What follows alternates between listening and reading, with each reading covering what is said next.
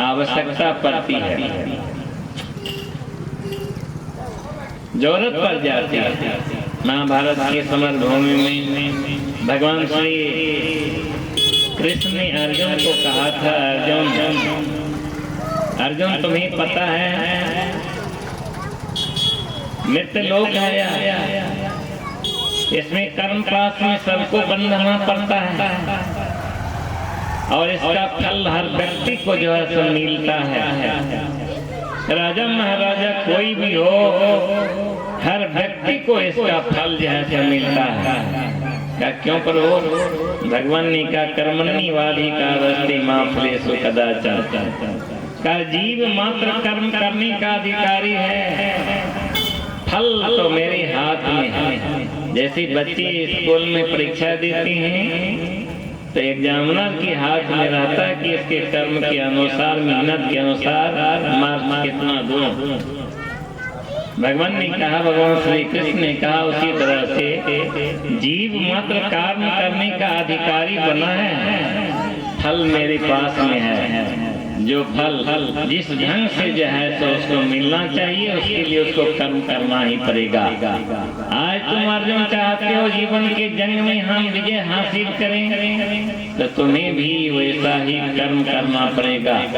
शौर्य, साहस, बल, पौरुष, पराक्रम को अपनाना पड़ेगा। निष्काम कर्म करके तुम मुझे प्राप्त कर सकते हो, अर्थात अपने आप का दर्शन दिग्दर्शन कर सकते हो। आवश्यकता इसी चीज की है, इसलिए कर्म करना ही पड़ता है। कर्म की धाराएं विधि से चलती है, माँ की गर्भ से लेकर के शमशान घाट तक यह संगति पर निर्भर करता है। जैसी संगति होगी वैसा ही कर्म होगा, जैसा कर्म होगा वैसा ही फल मिलेगा। लेकिन याद रखिए, कोई भी कर्म बिना ज्ञान का नहीं होता है। तो ज्ञान के अनुरूप कर्म होता है और कर्म के अनुरूप फल मिलता है, और जस यश वो भागी बना करते हैं। आत्म तत्ववेता ऋषि महर्षि कहते हैं कि यह कर्म कई तरह का होता है। शास्त्र कहता है, पुराण कहता है, यह कर्म 3 तरह का होता है। एक क्रियमान कर्म होता है, संचित कर्म होता है और प्रारब्ध कर्म होता है। हम और आप जीवन में इन आँखों से देखते हैं, कानों से सुनते हैं, मन से मनन करते हैं, बुद्धि से निर्णय लेते हैं, ये सब के अनुरूप जो कर्म होता है, जिसको क्रियमान कर्म कहते हैं, सब इकट्ठा होता है, रोज रोज बनता है। एक एक सांस में जो है कर्म की गति चलती है और वह रील बनती जाता है, इसको क्रियमान कर्म कहते हैं। माँ की आंचल से लेके शमशान घाट तक जब तक कि प्राण छूट नहीं जाता, तब जो कुछ भी हम लोग चिंतन मनन करते हैं, जो कुछ भी क्या करते हैं, ये सब कर्म का रील तैयार होता है।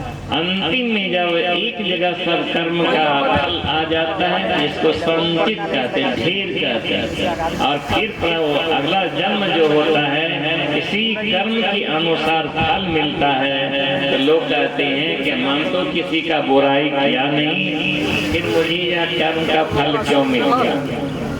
उसे पता नहीं कि प्रारब्ध में हमने क्या किया था। तो प्रारब्ध का जिसको ज्ञान होगा तो वर्तमान में कर्म उसको ठीक होगा, इसी को जानता है कि प्रारब्ध हमारा बुरा था, तो वह बुरा कर्म लेकर के फल आया है। तो क्रियमान कर्म के लिए उसके अंदर में चेतना का प्रदीप जैसे जल उठेगा, उसके जीवन के पथ पर उजाला छा जाएगा। और जीवन के पथ पर उजाला छाते ही कभी भी अंधकार नहीं हो सकता है, उसी पाप नहीं हो सकता है, उसी भूल भ्रम जैसे नहीं हो सकता। वह अज्ञानता की सीमितता की पीहर बन में वह भटक नहीं सकता है, कामना की पीहर बन में वह कभी भी दौड़ नहीं लगा सकता। तब मच्छर प्रदेश में उसका वास नहीं होगा, और जब भी होगा तो शास्त्र के पथ पर वह दौड़ते हुए जीवन के रथ को लेकर के चलेंगे। इसलिए ज्ञान जब होता है तब जाकर के अच्छा और बुरा का पहचान होता है। तब सत्य असत्य का पहचान होता है। तो जिस सत्य असत्य का पहचान करके हम जीवन में नेकी और बदी कर्म को भी जो है तो देखते हैं और अपना छोड़ते अपनाते हैं, वह ज्ञान से समझा जाता है। जब तक वह ज्ञान नहीं होगा तब तक नहीं हो सकता। अज्ञानता की तम कोटर में विचरण करने वाले हर जीव के अंदर में द्वंद्वता उत्पन्न होती है, द्वैतता उत्पन्न होती है, द्वेषता आती है, कलमस्ताएं आती हैं, एक दूसरे की प्रति प्रतिशोध की भावनाएं आती है, निंदा चुगली चपाटी जात पात ऊंच नीच हर चीज का जो है समावेश होते रहता है। यही भावनाएं से है कुकर्म करवा बैठती है और इसका जीवन नारकीय बन जाता है। यह अज्ञानता के कारण हुआ करता है। जबकि एक ही एक है विराट सृष्टि की आंचल पर, यह सब एक ही परमात्मा के एक ही खुदा के सब जो है संतान है। इसलिए भगवान श्री कृष्ण ने कहा ममे बांसो जीव लोके जीव होता सनातना, यह जीवात्मा जो है मेरा अविनाश है। एको हम द्वितीयो नास्ति, मेरी सिवा कोई नहीं है, लेकिन मैं ही निर्गुण हूँ, निराकार हूँ, ओंकार हूँ, निरंजन ब्रह्म हूँ, मैं ही हर रूप में हूँ। तुम अपनी शक्ति से ज्ञान के नेत्र पर लगे हुए चश्मा से जितनी शक्ति है तो मुझे देख सकते हो। यही है आवश्यकता है इस चीज की कि जब तक हम और आप ज्ञान नहीं अर्जन करेंगे, शाश्वत ज्ञान अर्जन नहीं करेंगे, तब तक जो है मन की अंदर में जो हलचल है, द्वंद है, द्वैतता है, एक कहर है, एक भेद है, लहर है, तरंग है, उफान है, अशांति है, ये दूर नहीं होगी। और इस अशांति का कारण है द्वंद मचना, संग्राम होना, शुभ अशुभ में, अच्छे बुरे में, सत्य सत्य में, आत्मात्मा के बीच में हमेशा द्वंद्व चलते रहता है।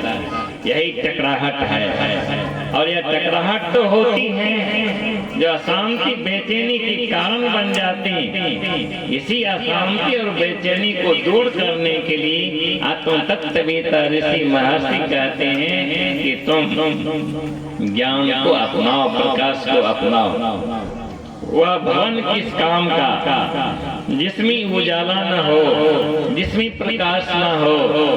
अगर कितनों हीरे मोती से जटित आपका भवन हो, अगर अंधेरा हो, बिल्कुल अंधकार में हो, आपको जाने में भय लगेगा, न जाने किस किस की टकरा जाए, घायल हो जाए या कौन अछूत छू ले, ऐसा भय होता है। लेकिन जब कमरे में प्रकाश होता है, ज्योति होती है, रोशनी होती है, हर चीज आप ढूंढ लेते हैं कि कहाँ पर क्या रखा हुआ है, उसका सुख भोग करते हैं। उसी तरह से जिस मन से हम और आप कर्म करते हैं, वह मन में जो मानस में जो अंधकार है, तम है, तमसा है, संपूर्णता है, तीव्रता है, घटाटोप अंधकार है, अज्ञानता है, अज्ञ अकोपित अंधभागिता को जन्म देता है। उसको नाश करने के लिए, दूर करने के लिए ज्ञान की, प्रखर ज्ञान की, शाश्वत ज्ञान की, आत्मज्ञान की बड़ी आवश्यकता पड़ती है। जब तक वह ज्ञान अर्जन नहीं होगा तब तक यह द्वंद्व जो मानस में चल रहा है, संग्राम जो चल रहा है, ये दंगा फसाद जो हो रहा है, यह कभी भी मिटने वाला नहीं है। या अज्ञानता के कारण ही द्वंद्व चलते रहता है।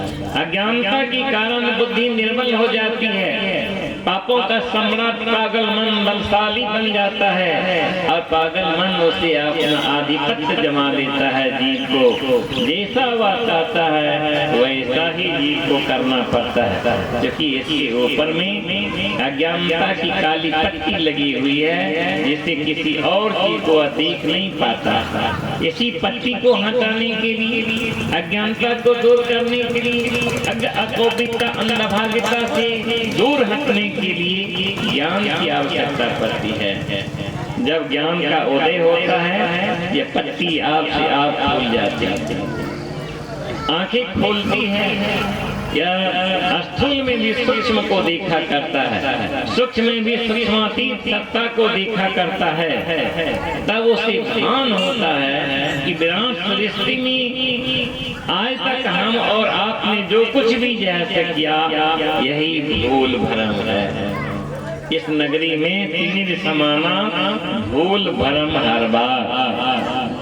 अज्ञानता के कारण इस नगर में या शरीर रूप भवन में हम और आप जब तक रहेंगे मालिक की इच्छा से, तब तक यह भूल भ्रम होते ही रहेगा और के ढेर पर बैठते रहेंगे और अशांति का सरगम होता ही रहेगा। इसी अशांति को दूर करने के लिए, बेचैनी को दूर करने के लिए, अज्ञानता को दूर करने के लिए ज्ञान की आवश्यकता पड़ती है। और ज्ञान जब मन में आता है, बुद्धि प्रकाशित होती है, ज्ञान प्रकाशित होता है, तब जाकर के हलचल मीटने लगता है। क्यों?